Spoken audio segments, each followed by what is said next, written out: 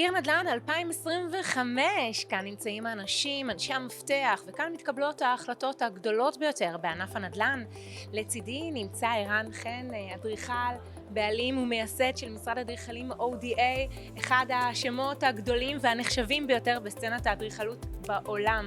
אז קודם כל, תודה רבה ערן שאתה כאן איתנו. תודה רבה, כיף להיות איתך. כיף שאתה כאן, והייתי שמחה להתחיל ולשאול אותך, קודם כל לדבר באופן כללי על בניינים, איך הם יראו בעוד עשור, מדברים על זה הרבה, מה יהיה, אז דווקא מנקודת המבט שלך ומהמקצועיות שלך, איך אתה רואה את העתיד?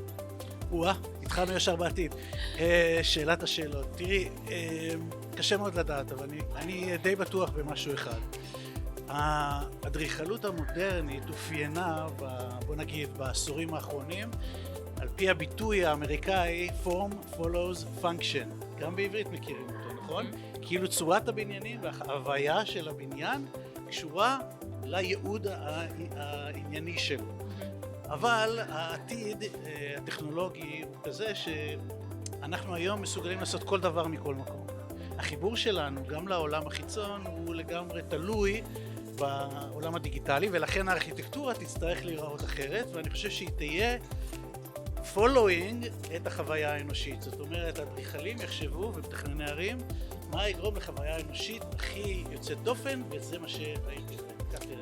זה נשמע מרתק, אולי אתה יכול לתת לנו איזה קצת הצצה כשאתה מדבר על זה, אולי בניואנס אחד קטנטן, איך זה באמת יכול לבוא לידי ביטוי? תראי, למשל, אנחנו סיימנו עכשיו תכנון של בניין בבואנוס איירס, שהיה בניין שיועד למרכז מסחרי, אבל בעצם מרכזים מסחריים בבואנוס איירס רבי קומות הם לא ממש מוצלחים, והצענו לעשות רמפה שמחברת שני הצידי המגרש לפארק גדול מרכזי. זאת אומרת שהבניין עצמו הופך להיות חוויה של עלייה לגג הבניין, צפייה על העיר וחזרה.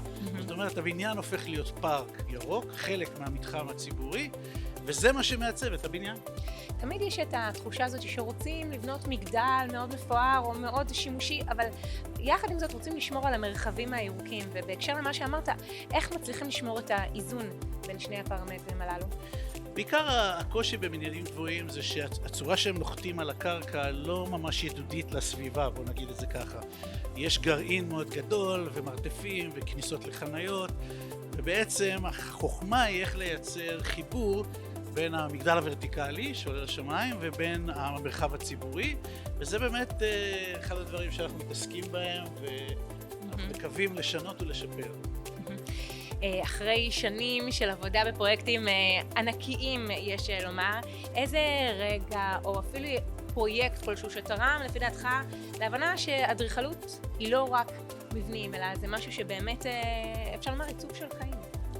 תראי, אני גדלתי בשכונה בבאר שבע, והיום אני גר בניו יורק, בעל של משרד של 120 עובדים, ואנחנו עובדים ב-20 מדינות בעולם.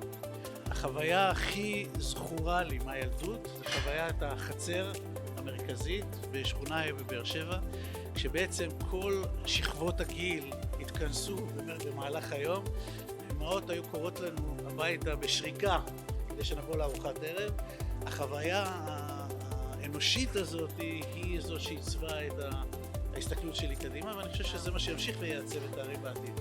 וואו, בדיוק החוויות הקטנות האלה, יש עוד רגעים שזכורים לך שבאמת נחרטו בזיכרונך, ואולי הם מהווים איזושהי תפיסה שמלווה אותך כשאתה מעצב פרויקטים. בהחלט, אני חושב ששוב, ההוויה הישראלית שלי קשורה לקהילה, קשורה לקשר אנושי, קשורה לחיבור בין אנשים, והערים הגדולות נוטות, בטח במאה ה-20, נטו להיות מנוכרות, מפרידות בין חוץ לפנים, מפרידות בין פרטי לציבורי. שוב, העתיד הולך להיות בדיוק ההפך, דרך ליצור צפיפות, בנייה גבוהה, ועדיין חיבור אנושי בין חוץ לפנים, בין אנשים, וחיבור והקמה של קהילות. כמה שזה חשוב. היום אתה אחד השמות הגדולים והמוערכים בתחום, והייתי שמחה לדעת מה בעיניך מאפשר לך לראות פרויקטים בצורה אחרת, לעומת אחרים שלפעמים גם מפספסים דברים.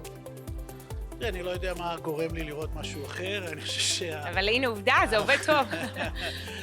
ההוויה האנושית בסופו של דבר היא הצורה שאיפה גדלת, איפה נולדת, הערכים שרכשת, ואותם אתה מביא החוצה ביצירה. האדריכלות היא אומנות מסוג מסוים, יחד עם הבנה טכנית גדולה, ואני חושב שזה מה שמוקע ממני, ומסתבר שהעולם מתעניין.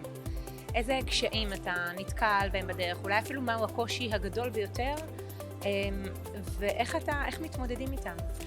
הקושי הגדול ביותר זה שבאדריכלות, ובכלל בבנייה אורבנית, מזמן הרעיון ועד זמן ההקמה לוקח הרבה מאוד שנים, ומערכת שלמה של אנשים, מהיזמים והממשלות והמהנדסים, צריכים לסמוך על הסיפור או החזון שאתה מספר, ולא להיקשר חזרה לדברים שהם מכירים, הדברים המוכרים. אז לספר סיפור אדריכלי, אורבני, אנושי, שמשנה את תפיסת האנשים, ואז לשמור את הרעיון הזה עד לסיום הפרויקט, זה הצ'אלנג' הכי גדול. יש השראה שמלווה אותך מאז ומתמיד? חוץ מהכיכר בבאר שבע, אתה אומר? אני חובב אומנות מושבע, אוהב לטייל בעולם, סופג חוויות אנושיות ואוהב האדם. אני חושב שאני פוגש אנשים כל יום והם מהווים בעיניי השראה שוטפת. מה בעיניך גרם לקפיצה הגדולה והמשמעותית הזאת, כמו שאתה אומר, מבאר שבע לניו יורק, לעולם הגדול, לתפוח הגדול? קשה, מה שנקרא, to trace it back, קשה מאוד להגיד שהייתה נקודה ספציפית של פריצה. אני חושב שבניו יורק, כשאתה אומר משהו, כל העולם שומע. אתה יכול להגיד משהו מאוד חשוב במדינות אחרות, אבל לאף אחד לא אכפת. כשאתה אומר משהו שכנראה אנשים מתעניינים בו, ואתה אומר את זה בניו יורק, שומעים בכל העולם. ואני חושב שזה דבר מאוד מעניין, ובגלל זה העיר הזאת, מה שהיא, כולם רוצים להיות שם כדי לזכות בחשיפה. וגם לספוג את מה שהעיר נותנת. לספוג את האינספירציה שהיא נותנת. לגמרי, לגמרי. עם איזה חומרים אתה הכי אוהב להשתמש? תראי, אני אוהב חומרים טבעיים, כמובן, אני חושב שרוב האדריכלים יאמרו זאת, למרות שלאחרונה גם בעניין הקיימות וגם בעניין הטכנולוגיה שמאפשרת ליצור חומרים שהם גם יותר בריאים לסביבה, גם מחזיקים לאורך זמן.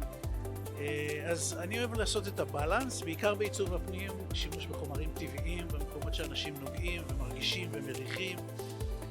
לגבי מערכות של בניין, אני מאוד מאוד אוהב את הטכנולוגיות החדשות שמאפשרות לנו לייצר דברים שעד היום לא יכולנו לייצר, גם מבחינת הדפסה תלת-ממדית וגם מבחינת חומרים חדשים שמאפשרים בנייה מאוד מיוחדת. כן, זה ממש לוקח את עולם האדריכלות 20 צעדים קדימה. תראי, זה עולם יחסית פרימיטיבי שאת חושבת עליו. אם מסתכלים על הקידום בטכנולוגיה ב-20 שנה האחרונות והקידום בענף הבנייה, עדיין אנחנו בונים בלוק לבלוק, נכון. ברזל, בטון, זאת אומרת, זה ענף יחסית פרימיטיבי. אבל דווקא מהמקום שאתה נמצא בו, שם באמת אפשר להביא את היצירתיות היוצא דופן. אני חושב ששוב, ההתקדמות מבחינת טכנולוגיה יחסית איטית, אבל עדיין היא מאפשרת לנו לשנות את פני הערים בעולם, ואני מאוד אופטימי, אני חושב שדברים מאוד מעניינים קורים. אז אנחנו התחלנו עם עתיד, אבל הייתי רוצה להתמקד ככה לסיום כאן, בהווה. כשאתה מסתכל על ישראל, המקום שבו נולדת וגדלת, איפה אתה חושב שיש קושי, איפה הקושי הכי גדול שאפשר לפתור אותו כדי לקדם את הענף? תראי, דברים נפלאים קורים בישראל. זה נכון, חד משמעית. אני ישראלי, מבאר שבע, ואני אורח פה, עובד במספר פרויקטים. אני יכול להגיד בהסתכלות רחבה, כמות הבנייה בישראל יוצאת דופן בכל קנה מידה בעולם. זאת אומרת, קצב השינוי וקצב הגדילה הוא מטורף בגלל קצב שינוי העם הזה. נושא הרישוי והמעבר מחזון למציאות הוא עדיין מאוד קשה, מאוד איטי, קשה מאוד לאנשים שלוקח 10 שנים ליישם בניין, ועד אז המציאות גם משתנה. אז אם יש דרכים לשפר את מערך הרישוי ומערך אישור הפרויקטים והבנייה, אני חושב שאנחנו נהיה במצב יותר טוב. אנחנו בהחלט כולנו שואפים לזה. ככה ממש לסיום איזשהו טיפ מניסיונך עשיר. אני דולה את כל הטוב. לא, תראי, אני חושב שליזמי נדל"ן, לערים הגדולות, לאנשים שזה המקצוע שלהם, אם נסתכל על האנשים, על הצרכנים בעיניים ולחברה שאנחנו בונים בשבילה ונשאל מה באמת הם רוצים, מה השאיפה, מה התרבות, מה הצורך, מה האינספירציה של האנשים שלהם אנחנו בונים, לא רק שנעשה אדריכלות וערים יותר טובות, גם מבחינה עסקית אנחנו נצליח יותר. מדהים, וואו, מדהים. ערן, תודה רבה שהתארחת כאן, תודה רבה גם על ההשקפות האדריכליות שלך, מבט קדימה על היום וגם על העתיד של המרחב העירוני של כולנו. בבקשה. תודה רבה.